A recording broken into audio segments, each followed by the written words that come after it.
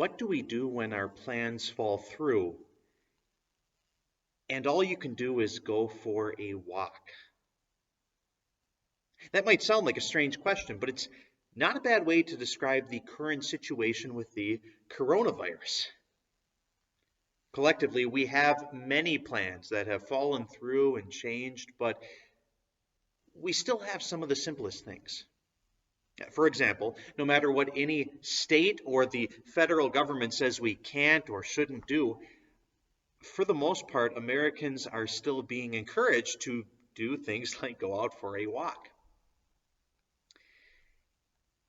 And might that be a good thing? Whether it's that you actually use some newfound time to go out for a walk, or whether this situation just causes you to slow down in another way and it takes some things out of your hands, if only temporarily, sometimes that's exactly what we need. Sometimes it's good for plans to fall through in a way where we have no choice but to just stop and surrender everything to God. Because it is then when we can see all that He does. It's what happened to two disciples of Jesus on the evening of the first Easter. In this weekend's upcoming gospel reading, we listen as God shares it with us in Luke chapter 24, beginning with verse 13. Now that same day, two of them were going to a village called Emmaus, about 7 miles from Jerusalem. They were talking with each other about everything that had happened. As they talked and discussed these things with each other, Jesus himself came up and walked along with them. But they were kept from recognizing him. He asked them, "What are you discussing together as you walk along?" They stood still, their faces downcast. One of them, named Cleopas, asked him, "Are you only a visitor to Jerusalem and do not know the things that have happened there in these days?" "What things?" Jesus asked. "About Jesus of Nazareth," they replied. "He was a prophet, powerful in word and deed before God and all the people. The chief priests and our rulers handed him over to be sentenced to death, and they crucified him. But we had hoped he was the one who was going to redeem Israel. And what is more, it is the third day since all this took place. In addition, some of our women amazed us. They went out to the tomb early this morning, but they didn't find his body. They came and told us that they had seen a vision of angels who said he was alive. Then some of our companions went to the tomb and found it just as the women had said, but him they did not see." Jesus said to them, "How foolish you are, and how slow of heart to believe all the prophets have spoken. Did not the Christ have to suffer these things and then enter into his glory?" And beginning with Moses and all the prophets, he explained to them what was said in all the scriptures concerning himself. And that's all we're going to read for now. We'll finish the account on Sunday. And perhaps you can already remember the end of the story, even without our finishing it now. Soon afterward, Jesus is revealed to these two disciples. In joy, they run back to Jerusalem 7 miles in the dark, unable to contain their excitement, unable to wait until morning to share with the other disciples what had happened. But I purposely didn't want to read that yet because I don't want you to miss the first part of the account. Jesus had died.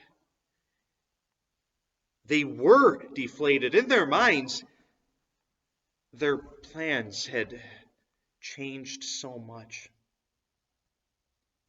And so until Jesus was revealed to them, they were left wondering, how could Jesus be the God and Savior, the Redeemer they had placed their faith in, if he had suffered and died in this way. Don't you see these two disciples? They needed this. They needed the struggle. They needed this walk. They needed to take the time to realize what Jesus explained to them. This is what their Redeemer came to do. As their Redeemer, Jesus had to die if their sin was to be paid in full. And then he had to rise if death truly was to be defeated. In other words, God's plans were better than anything they had envisioned. And they struggled to see that at first. Initially, it's fair to say they lacked faith. I mean, think of it. If their faith was where it should have been, they wouldn't have been upset. Rather, they would have been thrilled. Their Redeemer had died for their sins. It's exactly what they had wanted. Now they were just waiting for him to rise. But they would have been certain that he was going to rise and they were going to see him, no doubt. But again, as we heard, they didn't feel that way. Again, they needed that, walk with Jesus.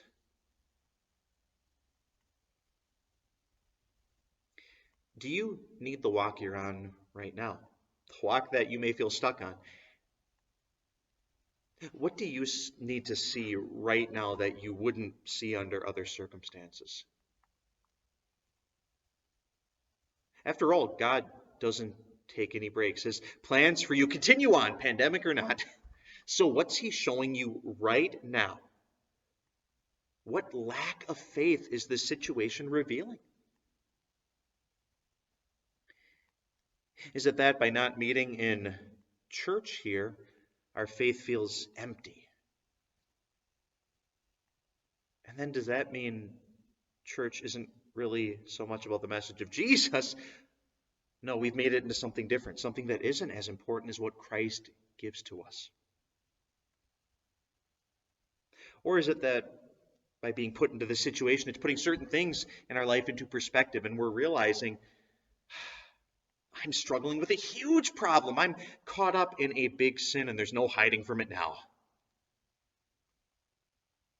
Whatever it is, now that all you can do is go for a walk, what is Christ showing you as he accompanies you on that walk?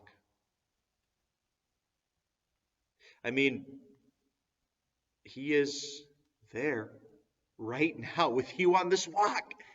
Like the Emmaus disciples, we may not see him, but he is there, and he is using this just like he uses all things for our good, to teach us, to grow us, most importantly, to show us, I take away the sin you struggle with too. I will fix this difficult situation too. I died to put an end to all of this. I rose to ensure you. That's what happened. Open your eyes.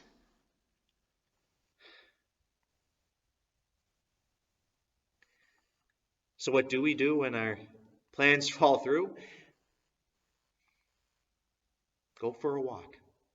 See what God is really doing for you. See what he has already done for you.